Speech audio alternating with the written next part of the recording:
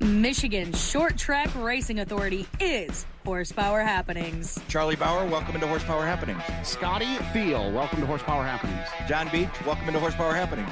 Adam Terry, welcome into Horsepower Happenings. Paul Pelletier. Corbin Hazlett, Riley Knoll. Matt Cup, Dylan Stovall, welcome into Horsepower Happenings. From pavement to dirt, modifieds to sprint cars, hear from drivers, promoters, track owners, and many other industry leaders. We worked on that car for 12 days straight, and when I got to the speedway Saturday, I was out of gas. I had to take a nap.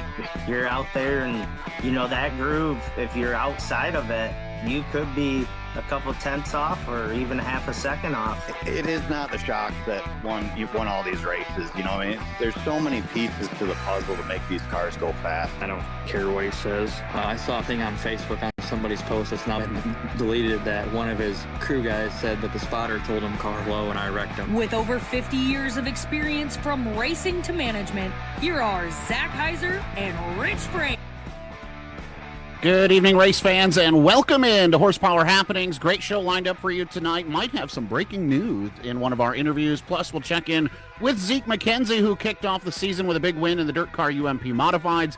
All that coming up, but first, here's what's happening in a Mark News Minute. Down in Volusia, the World of Outlaws late models got their season kicked off over the weekend. Chris Smokey Madden started the winning with a dominant performance in the 44, and then everybody else caught up. Hudson O'Neill went to victory lane. Tim McCready ended things in victory lane on Saturday night. Buddy Kofoid, Bill Baylog, and Carson Macedo all announced their intentions to return to the World of Outlaws NOS Energy Drink Sprint Car Series in 2026.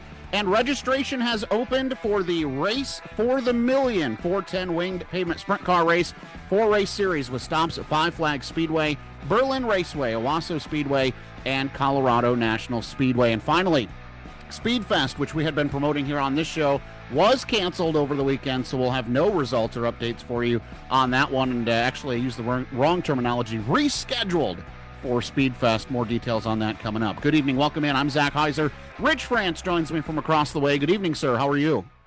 Good evening. And we were talking about this earlier, that, you always hear of people jumping on one side or the other. Well, it hardly rained there. They didn't hardly get any. That was the best reschedule. And I haven't seen them come out with the date yet, but they would have played. It would have been very tough for anybody north of Georgia to get down to Cordia. Absolutely. I messaged Justin Schroeder, who said that they were planning on going with their Pro Late model from up by you, Rich. And he said, we're loaded and ready to go, and we'll put it in four-wheel drive to get down there. But we're waiting to hear what they do. And then about 45 minutes later, they suspended the event, because you're right, I haven't seen a rescheduled date for that either. So we'll see what happens with Speedfest 2026. Rich, I forgot to do this last week. I wanted to send out thoughts and prayers to the family of Stephen Huffer and Huffer Racing. Stephen, a longtime supporter of dirt track racing. He was a longtime sprint car owner. Most recently that I remember was that kind of purple and blue number 29S out at Butler Motor Speedway. And condolences to their family. Stephen passed away a couple of weeks ago. And that's a big loss to the racing community. Stephen was one of those positive voices, Rich, in Michigan Motorsports. Always came over and complimented Barry Marlowe on what Great Lakes Super Sprints was doing, complimented me when I became a manager, always complimentary of my announcing. And Rich, just one of those really great guys. I think everybody knows one in the sport, and Stephen was one of those. And so we're thinking of Marcus and the Huffer family and everybody right now. Yeah, it's always the good ones, right, Zach? And we've already said we hate leading our show off with stuff like this. Yeah. But it's always the good ones, and it's a shame. I'm sure Stephen will be missed. Yeah, absolutely. All right, let's get an update. Another thing that was going on this week that we don't love to talk about, but sometimes it's just a reality. Last week we brought you a story about a young Parker McKinney who was injured in a non-racing accident. This would be a week ago from Sunday now. They have posted some updates on his condition. The 16-year-old from Stevensville, quite frankly, Rich, just to be blunt about it, was run over by a pickup truck in a snow playing, screwing around type situation. I mean, that's just really what it was. It was a very serious accident. But, Rich, all the updates this week have been really good. According to the family, doctors told them that McKinney is showing signs of improvement. including being removed from sedation for a short time, and that MRI readings showed positive changes and improvements this week. The latest update that was posted in the GoFundMe says that the next major hurdle will be for the teenager on Wednesday when he's scheduled for a tracheostomy, I think is how you say a trach, and surgery on his jaw. They said that updates will likely become less frequent as they are in a stable place. So good news, Rich, for Parker McKinney. Oh, very good news for that young man. It didn't sound real good when we heard what happened, and, but obviously it sounds like everything's treading in the right direction, and that's a good thing. Yep, things looking good. So, all right, last thing on the we hate to talk about it banner, Leo Pago, right? He ended up in the hospital over the last week, Rich. Understand that somehow or another was exposed to the frigid, dangerously cold this last week that we've had up here in the great state of Michigan, and was treated for some frostbite. And last thing I heard, things are looking good. Leo's in good spirits and should be released. If he hasn't already been released as of today, should be released very soon. So another good thing on the front there. Yeah, it sounded like Leo fell and couldn't get up, and then was kind of stranded where he was at for quite a while. So that's really good news to hear Chiefs getting better. All right, let's talk about some racing things. There are some things going on this last week in our region. Just yesterday, the Katie Hudson Late Model Show. The date was announced at Mount Pleasant Speedway, Rich, and kind of a unique thing this year. It's the earliest that this show will be in its 5th year. It's going to be on Friday, September 4th. This is a couple of weeks earlier than we're used to seeing it for the Katie Hudson Show, but this is always a really unique show and usually a lot of fun. We've sent Cody there the last couple of years to cover this, and it ends up being a really good race. Yeah, I haven't seen the competing schedule, so I'm hoping there's no other late model shows around for that Friday night. I'm assuming. So, yeah, I mean, keep it going, right, Katie? That's Katie's show. We've obviously had her on here with us, and she loves doing it, and it's all for Colton, right? So, right. It was last year. I assume it'll be that way again this year. So, yeah, I expect so too. Hope, and every time they've done it, they've got a pit full of late models showing up there. So that's a great deal. And I imagine too, this falls on Labor Day weekend. As you mentioned, we don't know what the competing schedules are going to look like. We haven't seen a schedule come out yet for Tri-City. Haven't seen a schedule come out yet for Merritt. Haven't seen a full schedule from Mount Pleasant, so we don't know what they're working with.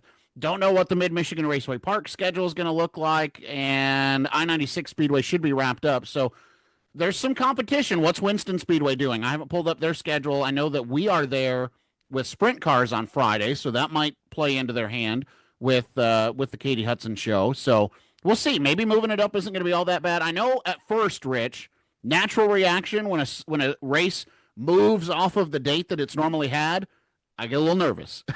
That's just my natural reaction. But hey, it might play out just fine. Yeah, I'm glad they got the dates out there before all the some other schedules in the region came out. I think that gives them an opportunity to work with some other tracks. I want to welcome everybody who's watching on Facebook Live tonight. Thank you for dropping in. Like, comment, share. We'll have Danny Williams, owner of the Williams Seal Coating number 01, coming up in just a moment. And then Zeke McKenzie a little later on in the show to talk about his run down in Florida with the Dirt Car UMP Modifieds. Big news today, Rich, coming out of, actually it came out yesterday from their personal pages, then came out today from the Michigan Area Racing Connection.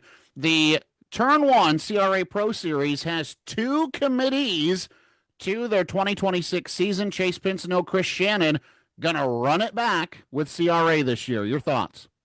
I like it, and for the sole reason of those are 2 drivers and race teams that are going to compete for that championship, to be brutally honest. They're both, they both have a chance and have really, really strong race teams. And I think, we're going to, obviously, as we move forward and get closer to April, we're going to see a lot more teams added. But those 2 are going to kind of up the ante at the 10 events that they're going to have. Talked to Chris Shannon today and Chase Pincinot, and I said, first I'll start with Chris. I said, Chris, why come back? Why come back to CRA? I mean, let's just be blunt about it. Rookie of the year last year, had some good runs, had some runs you'd like to forget. He said, we think we're better prepared to be on the road this year. We feel like we should be more competitive out of the box on the road. And if you look at Chris Shannon's schedule, races or weekends that they are not going to be with CRA, Rich, they'll be competing at Berlin Raceway. And he said, quite frankly, we want the reps. We don't want to wait in CRA races and get rusty. We want to stay at the top of our game, and there's no better place to do that than Berlin. I think he's spot on with that. Berlin has some of the best weekly competition in late model racing. That's why they host two of the biggest late model shows in the country. So I think that's a good call. I think it may help Chris Shannon. I bet you see him go to victory lane more than once this year.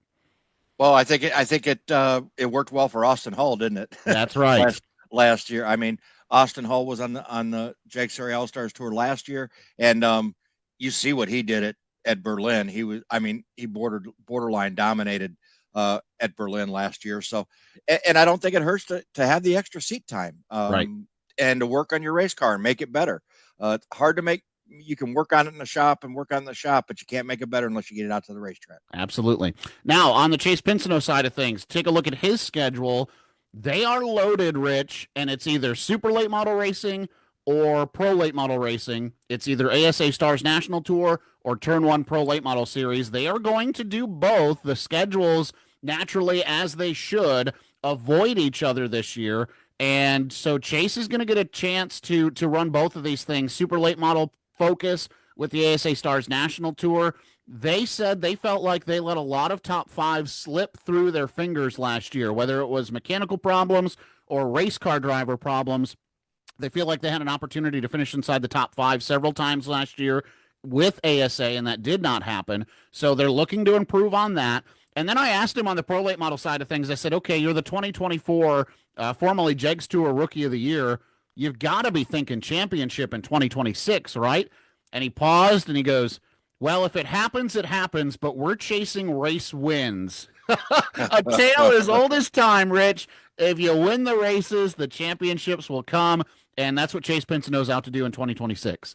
Yeah, I mean, they gave him a few spot starts back in 2024 when he was full-time on the Jegs Tour in super late models just to start getting his feet wet, right? And then they let him go last year. Yeah. Kind of took the training wheels off of him and let him go, and he was much better last year in the super late models. And I don't know how much the pro late model helps him in the super, but having a full schedule of each, I think is good for him. Yeah, absolutely. And it's reps. But we talked to him too. Those supers and those pros are enough different. Does that cause any issue for him? I don't know. No, I think he's got those both figured. I think he's ran enough of them where he's got them figured out. Now he's pretty good. He's pretty good in a pro late model. I don't care where you take him or whether it's at Flat Rock or Owasso or you take him anywhere else. He's fine in a pro late model. I think he's got that down, and that's where he's kind of probably, yeah, we're going to go win some races this year. But just like he did, last year, he won a couple races. But this year, I think I think the main goal is to compete for wins at the super late model level and get those top five finishes. You've got Birch Run Speedway back on the schedule, a place that his car owner, Carson Hocevar, did a really good job at when he was running there. You and I have called him to victory lane at Birch Run a couple of times, so I expect Zach Dunson, his crew chief, to have a handle on that place.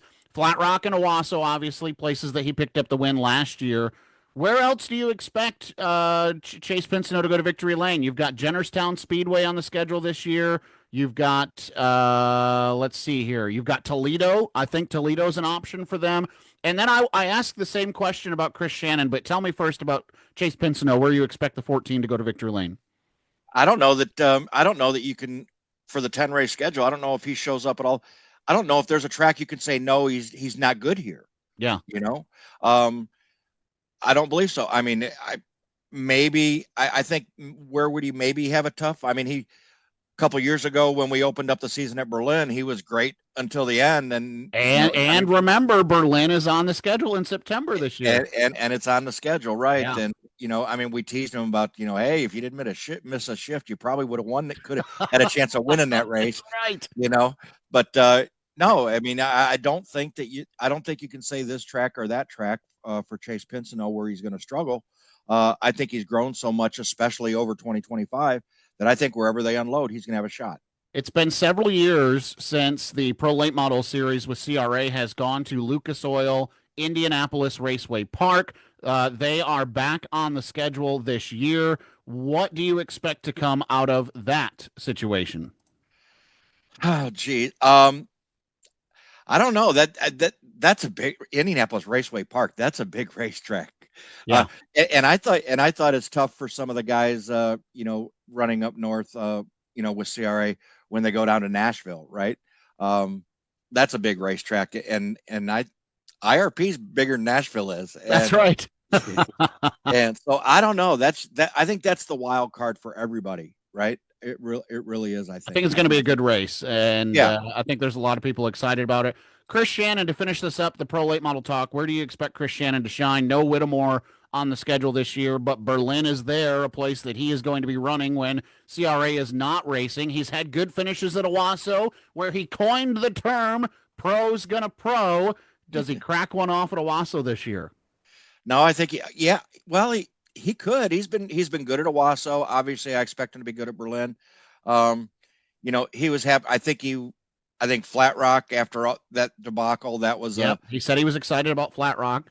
Because he had a good car, it just didn't work. The way the Flat Rock race turned out wasn't good for most of the field. Yeah. So we'll have to see. But I mean, let's remember Winchester Speedway is on the schedule, and Chris Shannon is no slouch at Winchester. All right, how do we do that? Check, yeah. Baby.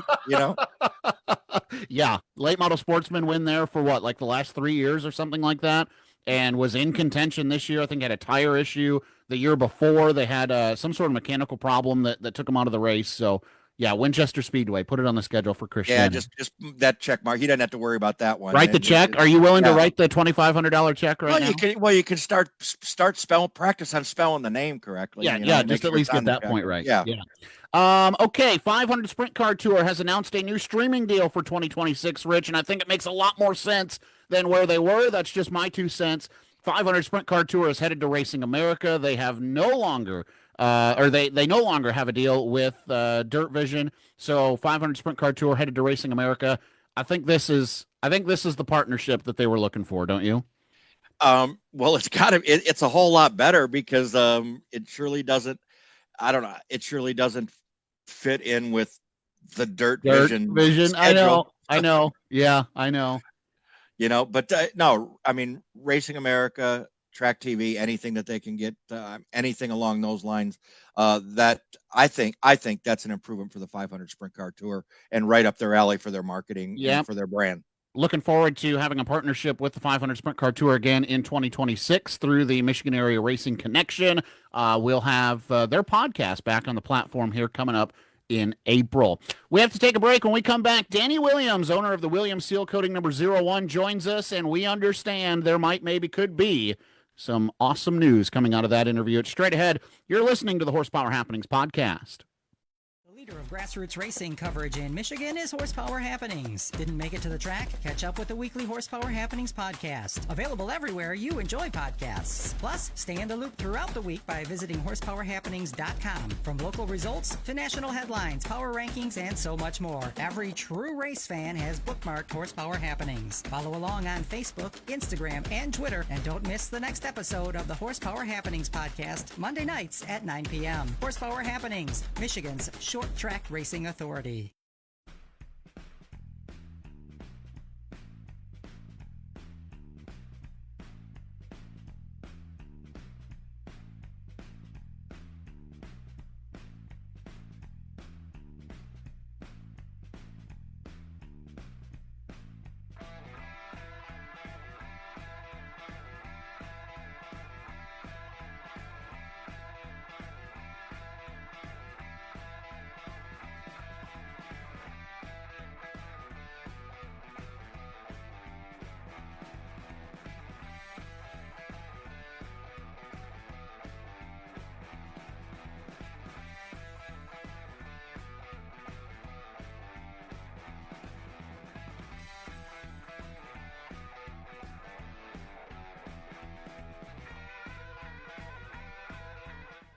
Welcome back to the Horsepower Happenings podcast. It is our pleasure now to welcome in our first guest of the evening. This interview presented by Independent Seating and Cooling, Southern Michigan's Bryant dealer. He owns a sprint car that has housed former champions, won races all over the region, and tonight we understand we might get a pretty cool nugget of information out of him as well. From Parma, Michigan, fresh out of the plow truck, Danny Williams. Welcome into Horsepower Happenings. Hello, guys. Hey, thanks for making time, man. I said, hey, thanks for being on. You go, it's tough with all this snow we've got. You've been pretty busy these last couple of days, I imagine. Oh, yeah. Yeah. Yeah, Good we've stuff. got a ton of snow. What, talk to me about this race team. I want to go back in the history books a little bit with you. Obviously, your son Ty races. You've done a lot of stuff with the indoor scene. You've got the big cars that race during the summer. How does your team get started? What gets you into racing sprint cars? Actually, John Bailey did, racing at Jackson Speedway. And the micro scene was kind of going obsolete there in Jackson. So Butler Motor Speedway was the closest thing. So I went and bought a 360. What was that? Was that late 2000 teens or when was that? Oh, yeah. It was 2015. 2000. Okay. I think 15 it was, is when I bought my first big car. Mm-hmm. How do you recall that going? What was that transition like for you as a car owner? Right, Rich and I talk to race car drivers all the time about what transitions are like from class to class. But as a car owner, how did that go from racing the micros and the minis at Jackson to the full size deal at Butler? It was really rough because I was a driver at Jackson. And I've never drove a big sprint car. I've only rode in it when Ty wrecked it, when it needed to be hauled back to the trailer. It was really tough, but it was really cool. A lot of traveling, and me and Ty went out on our own the first year in the 360 stuff and tried to make a go at it. It kind of it was a joke, but we did all right. But a lot of learning curves, right? A lot of learning curves. Make sure you put antifreeze in the motor before you go out there racing. That's a big learning curve. Yeah. Do you find that you're still navigating some of this stuff, 10, 11 years later? I 100%, because I'm really never been a setup guy. Mm-hmm. So the last 3 years, after Chase and I split up, I started setting the car up myself, learning, and Ken Mackey and my good friend Scott Bennick has helped me tremendously on doing that, and I try to do it the right way. Danny, when did you obviously getting into this? Like you said, you had never driven one before. When did you make the decision to say, I'm going to go to strictly the car owner side of things? I got diagnosed with vertigo, and going in circles just made me really dizzy. So I was like, it was either hang it all up or continue on with my son. And that's what we did. We decided to go off on our own and try something a little new. So how would you say, since you got out of the seat, how's your learning curve been with learning these sprint cars? I mean, I've talked to a bunch of guys, and I've gone out to watch them and try to learn as much as I could, but I don't think you can ever learn enough. I agree with you. I think shocks is my hardest problem. Shocks are a pain in the butt. Shocks are a real big pain in the butt. And I've tried to do the right thing by buying the right equipment, and it's still confusing. Even though they give you cheat sheets, it's still confusing to me. Well, and I understand too that varies a lot for chassis and things of that nature. Have you stuck to the same chassis to get to know that? Have you played around with that a little bit? What's that been like? I've always had Big Mac sprint cars ever since I've started racing. The last year was the first year I bought a standard Max, but they've always been Maximums. I've never owned anything else. And is that just by happenstance, or is there a reason for that? I just Scott and Ken Mackey both. They said Maximum was a better chassis out there, and I just always stuck with it. Corey Beavard sent me a message, by the way, and he said I had to ask who builds the best sprint cars, and he said if you don't answer it correctly, you might have a rear end kicking coming. Oh, Corey does, of course. That's the answer he was looking for. That's what I love about Bennick. I can call down there and tell him what I want, and I can go pick it up a week later. Done. So the question naturally becomes, right, when you become a car owner, you're a business owner, Williams Seal Coating, obviously you do the snow removal thing in the winter as well. Racing is a business, and I think it's a natural question that people will have when you say, well, you've got a son who races and he drives stuff, and then you put other people in this car as your program has developed. How do you decide who gets to run your equipment?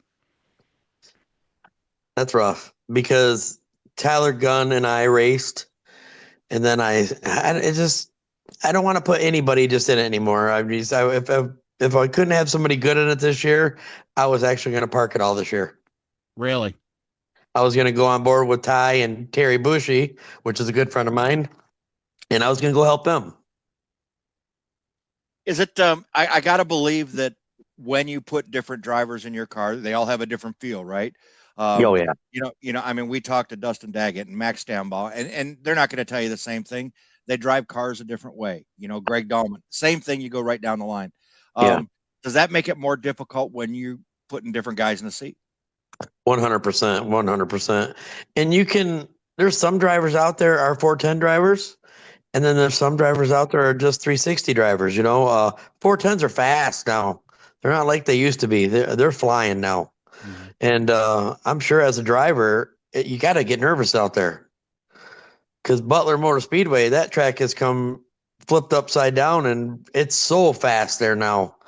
You don't even really let off the gas. And as a driver, that's got to be scary. Going into a corner, not knowing what it's going to do, full throttle, and it turns.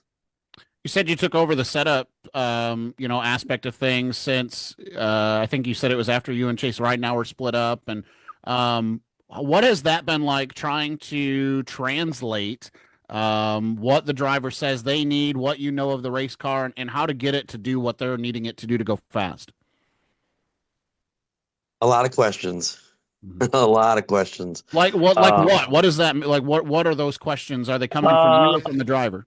Like, do you take stagger away? Do you tighten the car? It's all tightening the car up and loosening the car and entering the corner. Like the driver's like, I just need something to enter the corner with, and that's all about. No, and I lay a lot on my buddy Ken Mackey and Scott both. I call them both.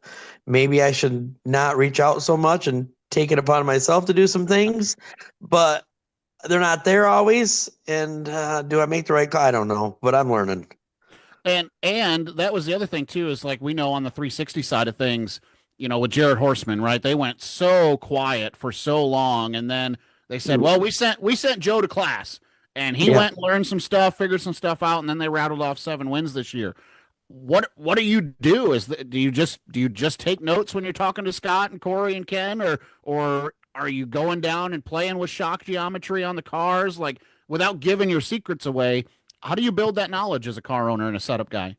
Well, I did. I do take a lot of notes. I got a ton of notes. I got books and books, unfortunately. And my notes probably ain't as good as everybody else's. But, yeah. But this winter, I have done a whole different setup. I've changed my shock package all around. I'm not going the what I've been using anymore. I've changed it up, and I feel it's going to be easier for me. I hope. Either that or it's going to bite me in the butt. There's only 2 ways to go, right? Yeah, right. Go ahead. Yeah, No, I was going to say, this is about the time of year where everybody starts dusting off their sprint cars. It's the end of January, but it's February somewhere. Yeah. So you said it's tough to put a bunch of different guys in a race car. Yeah. What are your plans this year? I'll tee you up. Yeah, Rich couldn't help himself. He dangled that carrot, and he said, "I'm going to take the swing." But before you do, see, this is how live podcasting works. Yeah, we got to say thank you to our sponsor, Independence Heating and Cooling. This interview presented by them, Southern Michigan's Bryant dealer right now with Independence Heating and Cooling. When you do a home furnace replacement, you'll get a free Wi-Fi in-home thermostat, FREE free. That's the Zach Heiser Horsepower Happenings deal, because I had to put in a full furnace right after Christmas, so that was pretty cool. Just mention the Horsepower Happenings podcast when you call 517-425-0224, and you'll get that free in-home Wi-Fi thermostat, 517-425-0224. Visit them online at ihcpros.com. Independent Heating and Cooling, Southern Michigan's Bryant dealer. Bryant, whatever it takes. Danny Williams, who will be behind the wheel of that 01 car this season? Be Tim Schaefer. The Steel City Outlaw behind the wheel of your equipment. That's no slouch by any stretch of the imagination. What a historic and well-versed race car driver. How did this deal come together? I went down to pick my frame up down in Indiana, and Terry Bushy was with me, and we stopped at his local watering hole on Wing Wednesday, and everybody knows Danny don't drink.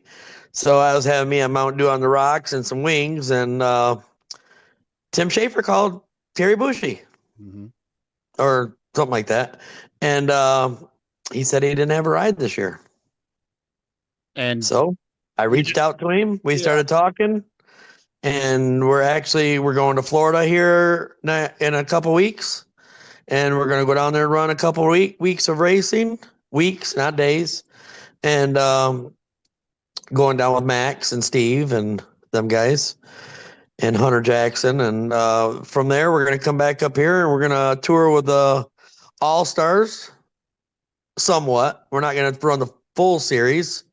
And then we're going to hit some of the big shows around Michigan because he really wants to get in that 360. I love to hear it. As you knew I would. He really wants to get in that 360, and he wants to come up here and run some 360 races. And I got to believe, Danny, Florida is not just to get out of the cold here in the winter. You're going to get down there and you guys are going to get to know each other. You're going to get comfortable with him. He's going to get comfortable with you before you come back north and get the season going. Yes, sir. We talk almost every other day. He's a great man, funnier now. I look forward to it. And he's smart, and I think Tim is going to teach me a lot. And that's what I'm looking forward to. I was going to say with Tim's experience, that has to be part of the decision. That's going to help make your team better as well. I think so. He's already taught me a few things already that I didn't know nothing about, and we're taking these things down to Florida with us. So we're going to see how they do.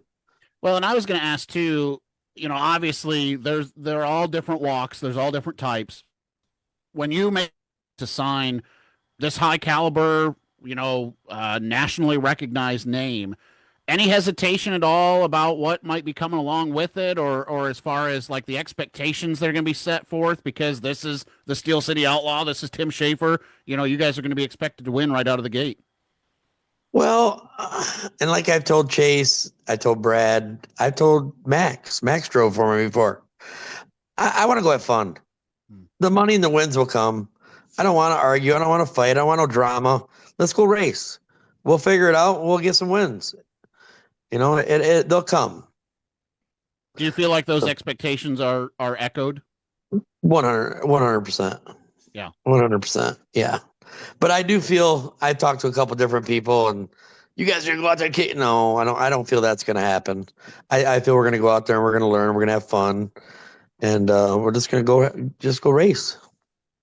I got a couple of questions that have come in from the Facebook Live and from some people who are listening. First of all, and you may not give this away. This is one of those questions, but my dad is listening, and he, we used to race, and he wants to know how you worked through the shock manufacture process with it being such a versatile and important part of things. How did you land where you're at? And, how do you get that perfect setup on the race car?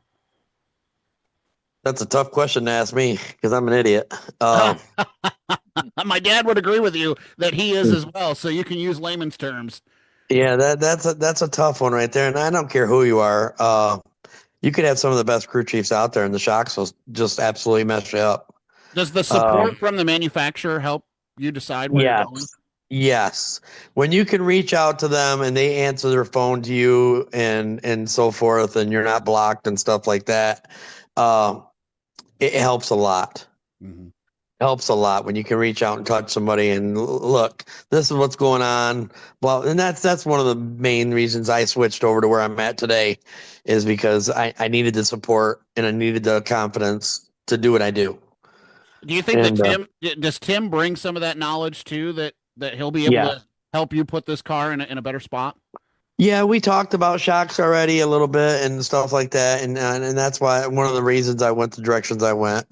So yeah, I think Tim's going to bring a lot of knowledge to not only my team, to me. I think he's going to teach me a lot. I look forward to it. Brian dropped a comment, and I like both of these. I'm going to save part one for a little later on. Part two, 360 racing in the Midwest is right there with 410 racing. I'm saying that obviously because of my job, but I think you go to any of the shows, the car count's there, the competition is there.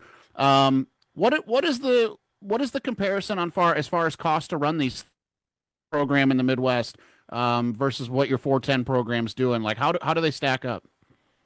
360s cost just as much as a 410 nowadays. Do they? Yeah. I mean, I just had a brand new 360 built, so and I got quite just as much in that as I do my 410.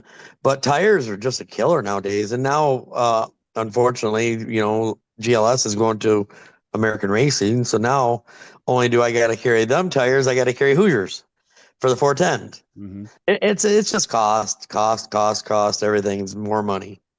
It is what it is. If it was not an expensive sport, everybody would do it. That's right. Go ahead, Rich. No, I was going through our social media. We got one of our listeners from down in Ohio, Max, is typing in here and wants to know what's going to go on with your 600, or is Tim going to drive that too? Yeah, does Max have a ride or no? Is he out? Max ain't getting out of that little car. He had fun. We had a blast down there. I've actually changed that car totally now. I'm building it like, I'm widening it out some. Been talking to Tyler Gunn about that and stuff. And I got that car all tore apart right now. We're going to make it a little bit faster than it is. It's already fast. You ought to make him go hang out with that Ivy Camp, man. They got some stuff figured out down there indoors, don't they? God darn, they do. Yep, that's so I'm kind of trying to copy some of their stuff, the wider rear ends, the bigger right rear tire. I think everything else I'm good. Hey, you know what they say, if you can't beat them, join them. Memorable win for you as a car owner, not as a driver. Memorable win. Ty winning at Butler Motor Speedway. You'll never guess who asked that question. Ty. What was that moment like, right? Because not only are you a car owner, but you're a dad. Take me back to that moment. Well, actually, I was sitting down at turn 4 at Butler because my buddy Bud's trying. He was down there in the pits in case something happened. And I was up there sitting with Boston Meat, I think it was. Oh. And I said, "Come on, kid, your little fat butt can do it." And he led every lap, and I come running down the stairs, about fell on my fat face, and here come my daughter.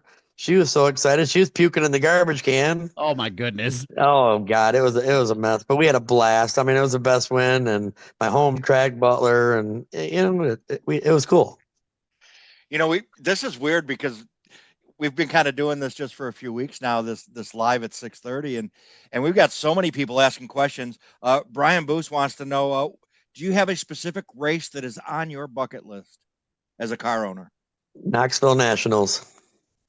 Just to go, or that obviously you race to win, but we're going this year. Okay. We're going.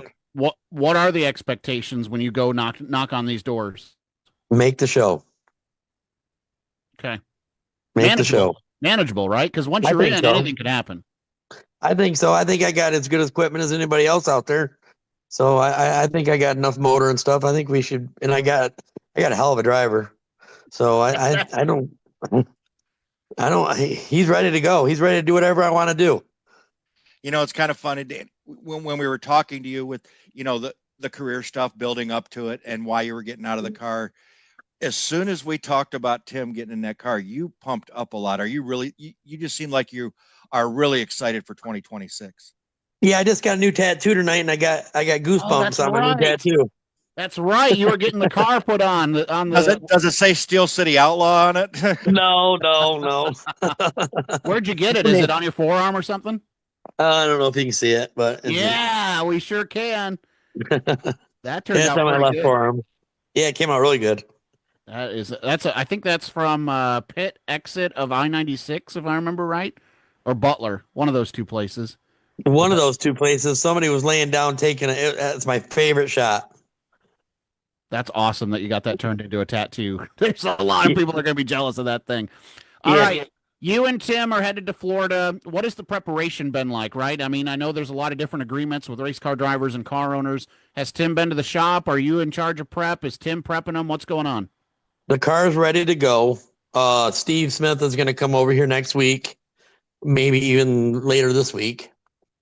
And he's got a thing that goes on the back of the car. It starts him. Oh. So he's going to come over here and fire my car in my garage so we ain't got to push it through all the snow. And Tim's coming down and like the same time Steve comes over, we're going to put his seats in and everything. I've already got his seats here and everything. Are you doing 360 and 410 while you're down there? What's the plan? No, my 410's not. Well, both of my 410s aren't. I just had a new one built. They're not back yet. So we're just going to take the 360 down. Some ASCS stuff. You said you're going to be down there for a couple of weeks. Where can people look for you? We're going to be at Milton over there with the Southern Speedway. Yep, that sounds right. Yep. We're staying there at Milton. We're going to race one weekend, and then we're going to stay the rest of the week and then race the following weekend. Awesome. Yeah. Awesome. Well, I'm looking forward to it. This is pretty cool, man. You know, it's not every day that, you know, one of the not, I don't know how to phrase this. It's just not every day that, you know, you have a high caliber driver like that make a move and for it to be somebody so close to home, right? Obviously, Lane Racing did a lot of cool stuff out of Michigan and Northern Ohio, and you're adding to that legacy now here in the 2000s. That's pretty cool, I think. I was a toss up. It was a toss up between four drivers. Well, three, and then Tim came along, and me and Tim ended up just answering all the questions and landing it. Yeah. Yeah. You know, the right driver comes along, it can clear the table pretty quick. Before we let you go, Kylie wants to know when you're going to teach Ty to put the pedal to the metal and get after it. I've been trying his whole life, buddy.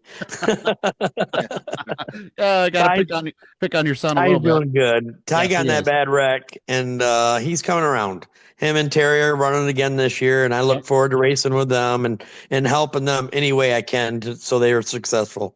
And in Ty's defense too, I know they had some mechanical issues with that 16 car this last year. Oh my. But we got all the bugs worked out, and Terry is grateful for any help that we give him, and we didn't wreck nothing. Mm-hmm. So that's a bonus. We didn't cost Terry no money this year or last year. That's great. Yeah. That's great. Yay. Yes. And Brian follow up too. I guess I assumed, and Brian knows what assume means. 360, 410, or both for the Knoxville Nationals. We're thinking about taking them both. Okay. I got my engine builders out there for my 360, Al Parker, and he said we could stay right at his place. So he's an amazing guy. It's great to have people like that on my team. You know, him, Scott. You know. Bud helps me. He's a great person to be on my team.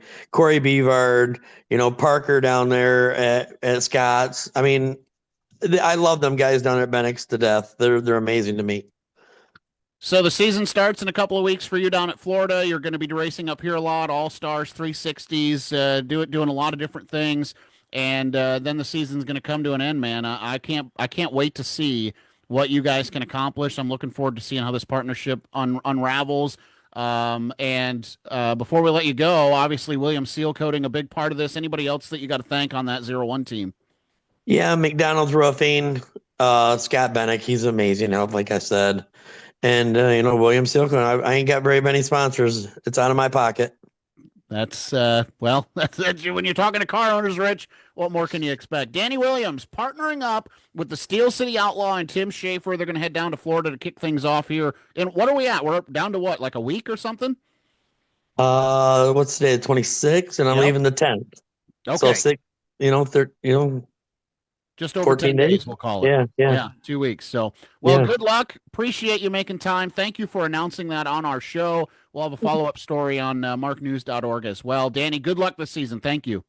Thank you guys for having me. All right, when we come back, we're talking to Zeke McKenzie, Dirt Car UMP Modified winner from Indiana, but he got the job done down in Florida over the weekend. That's straight ahead on the Horsepower Happenings podcast. Leader of grassroots racing coverage in Michigan is Horsepower Happenings. Didn't make it to the track? Catch up with the weekly Horsepower Happenings podcast. Available everywhere you enjoy podcasts. Plus, stay in the loop throughout the week by visiting horsepowerhappenings.com. From local results to national headlines, power rankings, and so much more. Every true race fan has bookmarked Horsepower Happenings. Follow along on Facebook, Instagram, and Twitter. And don't miss the next episode of the Horsepower Happenings podcast, Monday nights at 9 p.m. Horsepower Happenings, Michigan's short track racing authority.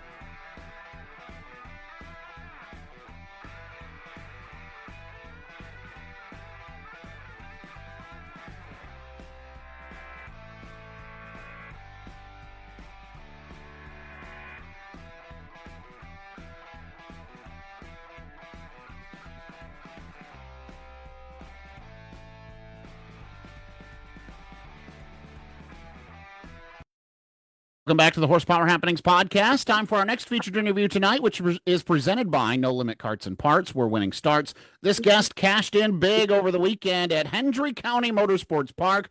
Little luck on his side, too. We'll talk about that. He drives the house car for Vanquish Race Cars from Claypool, Indiana. Zeke McKenzie, welcome into Horsepower Happenings. Well, thanks for having me on this evening. Very first and most important question of the night, what's for dinner? We're actually having crab boils. So. Oh man, I didn't dress appropriately for this. And I'm sitting here with Zach. Oh, if you're up there where you guys are, you're all bundled up anyway. We're down here in shorts and t-shirts. So yeah, you're rubbing it. We got crab boil. We got 82 degrees. Okay, Zeke. Well, that's gonna do it. Have a good night.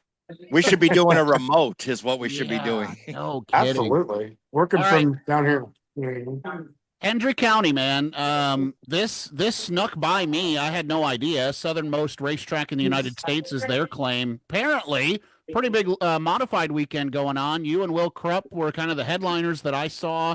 Talk about this weekend. Again, it bypassed me. What was going on this weekend? I didn't even really know anything about it. Ray Bollinger and his wife asked me if I was coming down because they planned on going, and they said it was part of the Florida points deal. So I thought, yeah, I'll come down for that. So never really thought about it, and we just sort of ended up going with them. They had a practice night, and of course we had a brand new car, so we just want to shake it down a little bit, and so everything helps you for Felicia, right? Yeah. And got down there, took a look at it. It's a really neat little place. It's in the middle of a bunch of sugarcane fields. I mean, it's way out there in sort of the middle of nowhere. So yeah. Well, talk about the weekend. You mentioned the practice day, and then podium finish on night number 1 too, but not without some work to get there. Talk about night number 1. So from the test night we tested pretty good, and then night number 1, I mean, I think we qualified 5th or so. Still making a couple adjustments on the car and whatnot, and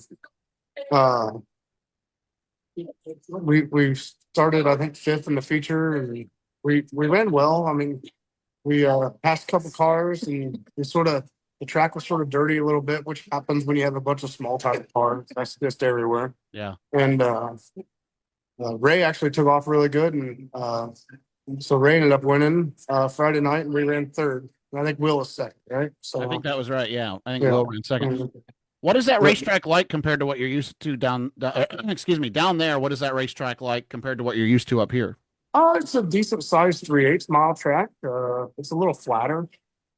Obviously, we're in Florida, so it's a little sandy, but race in Michigan, right? I mean, you get the same thing. Right? Pretty much.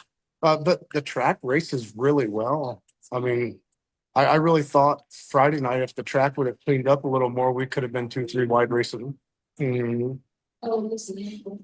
Zeke, when you go down there, does that help you as much, the driver, just getting the rust off before you go over to Volusia, or is it going to help you just as much over there? I think it helps a little bit just getting, with a new car, it definitely helps you a lot more than maybe an old car. Like when people qualify and stuff, usually their fastest laps are their first lap, right?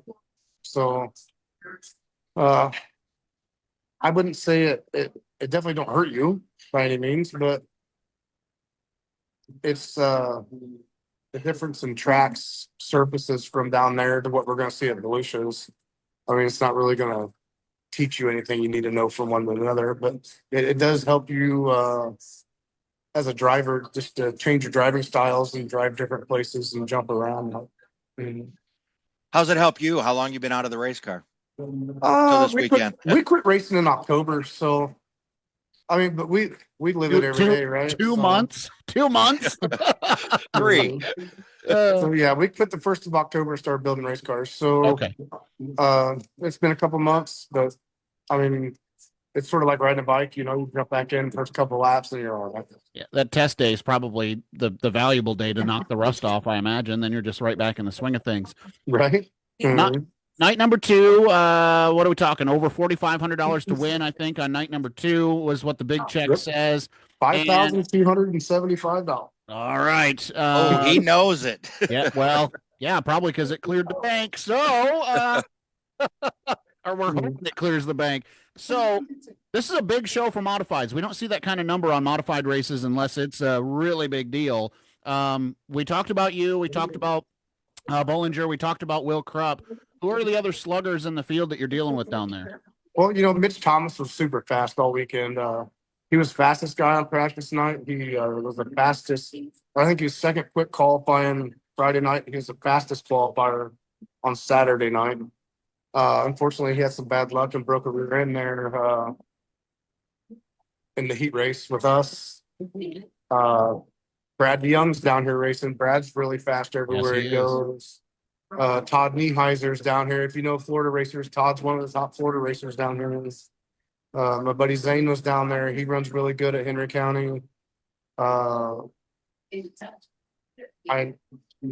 Jason Garver. Devin Dixon in the 2 car was down there. He runs really good down here. I know I put you on the spot because I know you respect all your competitors, man. I know that. So we really do. I mean, there's a lot of good cars down here. Cole Charneski was down here. He runs everything. IMCA, UMP.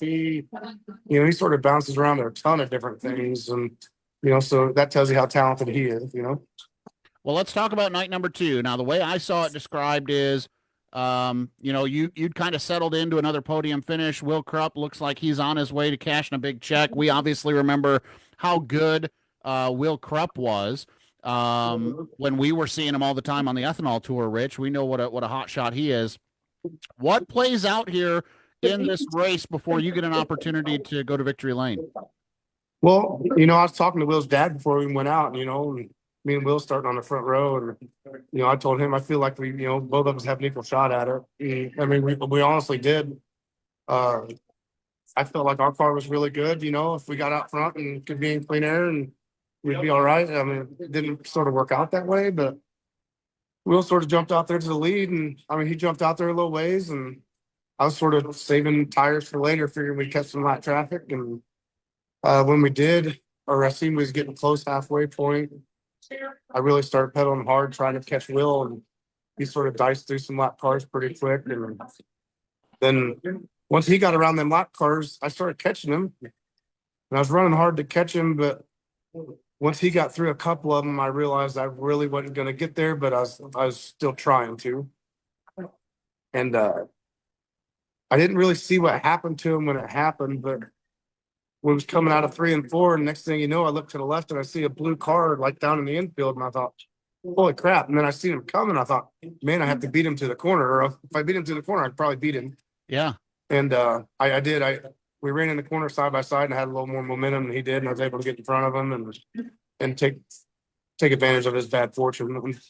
Unfortunately for him, but I was able to hold him off for a couple laps there. He was actually in lap traffic, and I was trying to use them guys as a little bit of a pick to keep him behind me by all means. But I didn't even know it was the white flag lap with the lap cars. We was just trying to dig in there, and then I sort of looked up at the flagman as we was coming out on the front stretch. He was waiting the double checkers. I thought, man, I won. All right.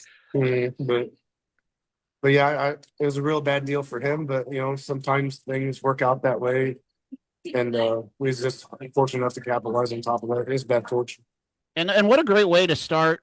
You know what? I got to do something because I'll forget, and we can't do it with a live show, Rich. I got to give the sponsor a plug, and then we'll get back into this.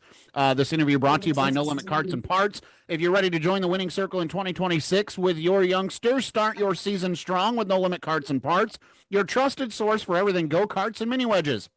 From expert chassis setup, and we'll get into that, Zeke. You wait your turn. Servicing engine builders, dyno tuning, all that stuff. Full inventory of complete chassis, parts, and tires. We've got what it takes to put you up front. Don't leave speed on the table. Call No Limit Carts and Parts 248-866-9109 to take your program to the next level. No Limit Carts and Parts, where winning starts. So you got this whole schedule planned that obviously revolves around Volusia, which is going to get going tail end of this week, I think. And what a start, man. You go down to Hendy, a place you weren't even planning on going to. You cash a big check. What does that do for the rest of the program now down there in Florida? Oh, it definitely gives you a little confidence. You got a little momentum rolling into Volusia. Everybody's feeling good. Me and Ricky's just like normal, working hard and doing what we need to do on our side of things. I know Bollinger and them guys stayed down there in the little bit further south, stay in the warm weather until they get back up here. But definitely makes you feel good, and hoping to have some good luck over there and just try to keep pushing forward. Yeah, our old last year, our old gray-haired friend driving that 5-car kind of had the week of his life, didn't he? Last year. How do you back that up? What he did? You don't. I think. I mean, that's just like one of them weeks you never reproduce. Maybe, I don't know. I hope he does. I know Kurt was down there at Henry County, and I know him and Tyler both had some engine trouble, and man, I feel really bad for them guys to start their month out like that. So I think he got things squared away, and they headed back up north here to Volusia. So hopefully he has some better luck. I'd like to see him run good as well. When you look at what Kurt did last year, I mean, is that a benchmark at all for Zeke McKenzie, or do you just look at that and go, yeah, that was one of those things you don't ever really see? Good for Kurt. Now we just go down there and do what we can do. Or I mean, as a competitor, how do you take what you saw from last year out of that 5-car? I mean, obviously the goal is to win every one of them, right? But me, I'm not cocky or anything like that. If we run the podiums and if we're competitive, I'm pretty happy. If we're learning stuff on our cars and we can give that stuff to our customers and make them faster, and that's what it's about for me. Don't get me wrong, we do want to win every race we're in, but sometimes it just don't happen that way. And you've been consistent with that too. I seem to remember when we talked to you around Speed Weeks, you are pretty consistent that, yeah, you want to win, but you are trying some things with that race car to get ready for the big season up north. Right. And, we did find out, years ago, what you do at Volusia is probably not going to help you back home. Sure. That's just sort of the way things work out with the dirt and stuff. But, big track versus the small tracks and whatnot. But, I feel pretty confident that we should be competitive. So that's sort of the main goal, is to be competitive and keep moving forward and take it day by day and do the best we can do. Zeke, they have a long run right in a row. I think it's 9 or 10 days out over at Volusia. That as it goes on there, because they haven't until now, they don't have anybody running on that track. It sits for quite a while. Does that track seem to get better, or does it get tougher as the week goes on? Well, the World of Outlaws were there for 3 days last week while we was down there racing, and the track looked phenomenal. I know they just put some dirt and stuff on it and resurfaced it last year, so everybody says the dirt's pretty good. It don't hurt tires. So I mean, obviously a little different running with the wing sprint cars versus the late models and whatnot, but I really feel that the track's cleaned up good. And I mean, what we've seen on videos, the Volusia looked really good as far as the track surface wise. So. Well, I was going to ask, do you have any late model friends that were down there, either the 602, 604, and the Supers? Because they seem to make a pretty big deal in the Dirt Vision broadcasts about new dirt being put down. I mean, is that anything you're looking at? Yeah, I mean, the late models race so much different than we do, being on bigger tires. So, it it helps to have the sprint cars to keep it sealed up a little bit. They sort of burn that top inch up, you know.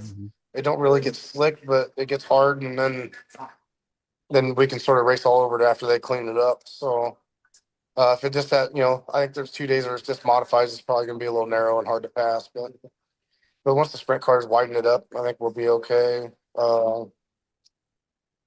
I feel they'll probably have a ton of cars. So, I mean, like last year, there's over 100 modified. So, I mean, I honestly feel like if we can be, competitive every night, I'd definitely be happy. What has it been like here? I think it's been 2 seasons since we talked to you. How has the development of Vanquish gone for you? Obviously, you add Mannix Furquan to your stable here a couple of years ago. His young career really kind of blossoming in modifieds. You're still running the house car. You got other great drivers in your stable. How do you feel? Talk to me here one-on-one. Like, how do you feel about where Vanquish is and what you've been able to develop here over these few seasons? I feel Vanquish is in a pretty good spot. We took a really small company and we're producing really nice race cars out of it. It's just me and Ricky in the shop working. We sort of get some part-time help here and there. But I mean, we really pride ourselves on our customer service and helping guys. We're starting to get better drivers. Not that the drivers we had wasn't good. We're starting to get some bigger names, so we're starting to get noticed more. We have Does Volusia help with that? Oh yeah, with the exposure with the Dirt Vision and stuff. And, there's just no racing. Nobody's racing back home, so they're watching, right? So everybody sees you down there. The more exposure you get, the better. But we started traveling a bunch with exposure and running the Mars series and stuff, and that helped a bunch. But Vanquish is in a good spot. I mean, we still only want to do 10 to 12 cars a year, and that's it. But we'll take on more here and there. It's a manageable bunch. Do you feel like you have a better control over what product they're getting when you do that? Right. So, Vanquish is doing well. We're really happy about that. We have some new cars to do yet. We're about halfway through. So it's just it's hard keeping up with the company and doing everything sometimes, but Ricky's a really good worker and she keeps you focused for sure. Dick, I know, when you come back up here after we get rid of the cold and the snow and everything, I know you're a race car driver at heart, right? You want to get out there and compete, but how much of where you go throughout the summer is a business decision for Vanquish versus where you want to go and win races? It's a little, yeah. We try to go where the customers are and need help. So, obviously we're going to run the Mars series because it pays so good. Matt Curl and Jonathan has done such a good job with that series, and they really hype it up, and it pays really well. So that helps your program when you can make some money. But we've done a few things where we had some customers struggling, and excuse me, we'll go down there and race with them. I mean, I really don't care where I race. Racer's a racer, right? We're all racing on the same track. So, but we'll go help our customers and stuff as much as we can. And we plan on running the Mars series and doing some summer national stuff with exposure and seeing how the year goes. Zeke, I appreciate you making time. I'm real envious of you. Again, 86 degrees probably at 7 o'clock at night. Crab boil. I don't know. What do you got? Margarita, martini. What's going on down I there? don't know. This is a really cool place. But it's called, what was this place called? Fire on the Bayou is what it's called. But they got some really cool artwork and stuff on the walls. And so, I mean, it's a really cool little place in the little strip mall. So, All right. Orange City, But Florida. So if he, somebody's coming down, look them up. Vanquish Race Cars could have said, "Hey, I'll fly you guys I down for know. a live I'm remote." assuming our invitation got lost in the mail, Oh, Zeke. I'm assuming man. our invitation got lost. No, I really appreciate you guys having me on, and talking about, what's going on down here so everybody, understands a little bit. But we definitely took advantage of some misfortune with Will. But, as I just get, before we jump off, I want to thank a few people and, Kaiser Manufacturing, Scott Kaiser and everybody, Heather and Mark and Jason and everybody up there. They do so much for us. And DJ with Integra Shocks and Jay Baker, Anna with Kaiser does a lot for us as well. Just everybody's a part of our program, and our friends and everything. Jay Baker Trucking, D&N Auto Body, Toro Superior Sales and Service. Mike White does so much for us with that stuff. Strange Trucking, Simpson Race Products. Just everybody that helps us out. Angry Duck, Shop Angry Duck. You get on Shop Angry Duck and you can look up our online stores and get our Vanquish shirts and stuff and our Zeke McKenzie stuff. And Kurt does so much with fire suits and everything and tries to help everybody out as much as he can in the racing community. He does a lot for everybody. But and then, Willie's carburetor. We talked about Will having some bad fortune. Willie, we went down to his place. We was there for 3 days, just hanging out, worked on a car some, dynoed. If you're not going down there and dynoing your engine and stuff and tuning all that stuff together, you're really missing out on drivability and things like that. Because we went down there for a few days. They parked beside us down at Henry, and they really helped us out a lot with getting things drivable and everything running right. And so, I mean, if you're not doing that stuff, you're going to be behind a little bit. Zeke, I appreciate making time, man. Good luck the rest of the week. We'll be watching here on the Dirt Vision broadcast from Volusia. We'll keep everybody up to date on how you and Kurt and the locals do down there in Florida on marknews.org. Zeke, thank you so much, man. Good luck. Thank you so much for having me. We'll take a break. When we come back, we take a look at that upcoming calendar that Rich has put together. That's straight ahead here on the Horsepower Happenings podcast.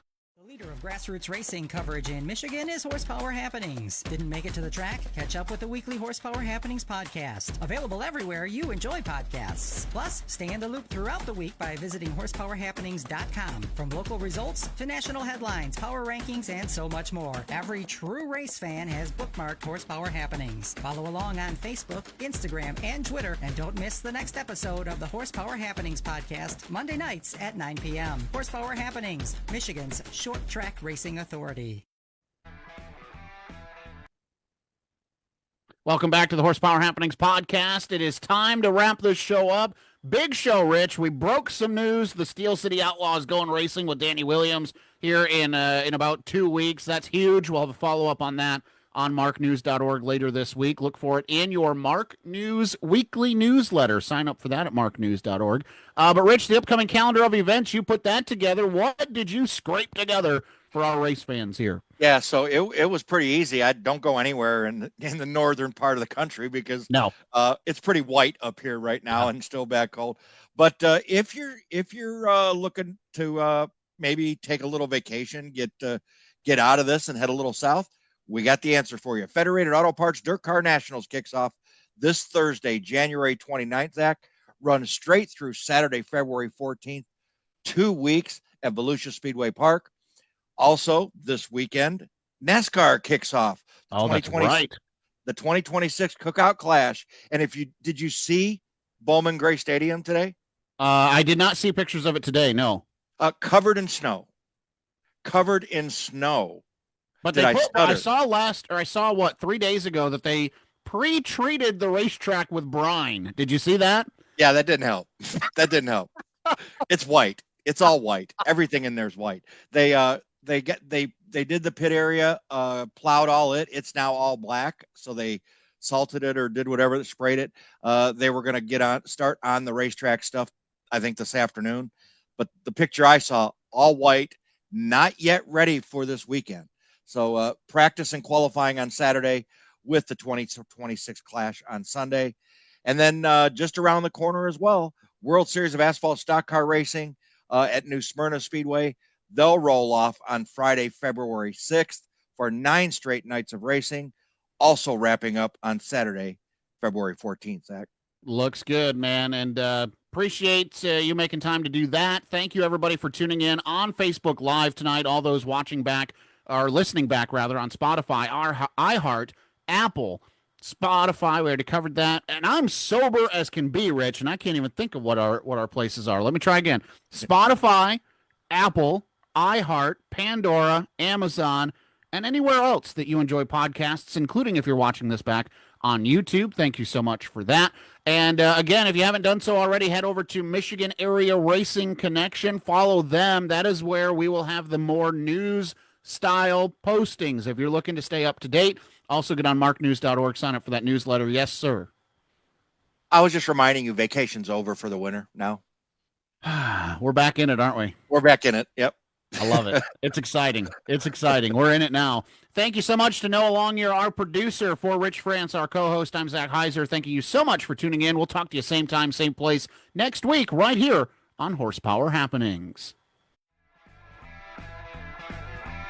You've been listening to Horsepower Happenings. The views and opinions expressed in tonight's show may not directly reflect that of Horsepower Happenings. The contents of this program may not be reproduced, retransmitted, or disseminated without the express written consent of Horsepower Happenings. Follow Horsepower Happenings on Facebook, Instagram, X, and all major podcast platforms, including Spotify, iHeart, iTunes, and Pandora, to keep up on what's happening.